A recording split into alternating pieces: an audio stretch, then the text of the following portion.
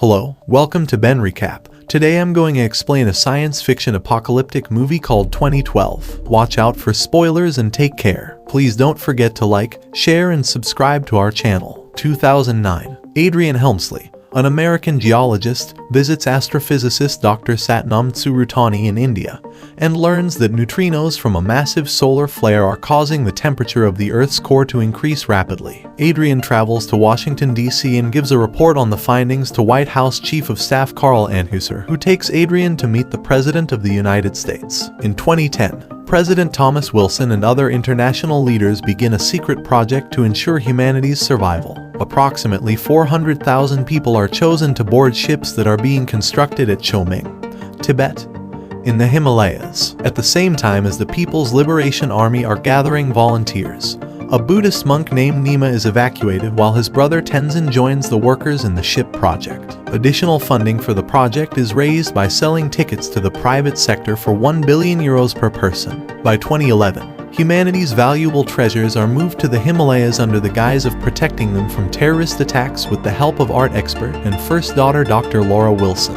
One of the artworks is the Mona Lisa, which is replaced in the Louvre with a precise copy. In 2012, Jackson Curtis is a science fiction writer in Los Angeles who works part-time as a limousine driver for the Russian oligarch billionaire Yuri Karpov. Jackson's ex-wife, Kate, and their children Noah and Lily leave with Kate's boyfriend, plastic surgeon Gordon Silverman. Jackson takes Noah and Lily camping in Yellowstone National Park. After an encounter at a restricted government research site with Helmsley, they meet Charlie Frost, who hosts a radio show from the park. Charlie, a conspiracy theorist, plays a video of Charles Hapgood's theory that polar shifts and the Mesoamerican long count calendar predict that the 2012 phenomenon will occur. Hapgood believed that unstable conditions under the crust of the Earth would cause it to shift, Earth crust displacement. Charlie has a map of the ARC project in addition to conspiracy theory information about officials and scientists from around the world who were murdered after planning to alert the public. One such scientist was a fan of Charlie's and had sent him the map before his untimely death. The family returns home as seismic activity vastly increases along the west coast of the United States. After dropping off Karpov's bratty sons at the airport, Jackson grows suspicious and rents a plane to rescue his family. He collects his family and Gordon as the Earth crust displacement begins, and they narrowly escape Los Angeles as the city slips into the Pacific Ocean, racked by a massive earthquake that destroys all of downtown. As millions die in catastrophic earthquakes worldwide,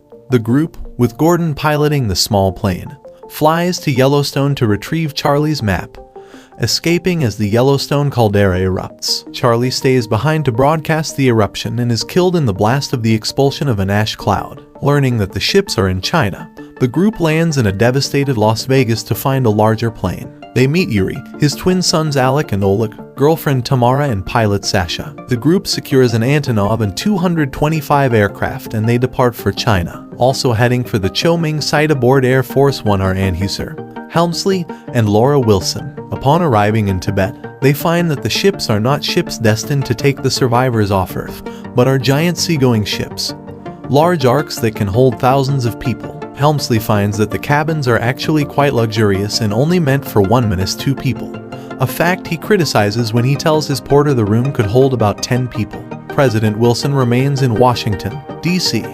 to address the nation one last time. With the vice president dead and the Speaker of the House missing, Washington is hit by the pyroclastic ejecta cloud from Yellowstone, which covers the city in a choking cloud of thick ash. Struggling with others in the devastation, President Wilson is killed by a megatsunami which carries the aircraft carrier John F. Kennedy into the White House, crushing it. Sasha and the group plan to land briefly at Hawaii to refuel.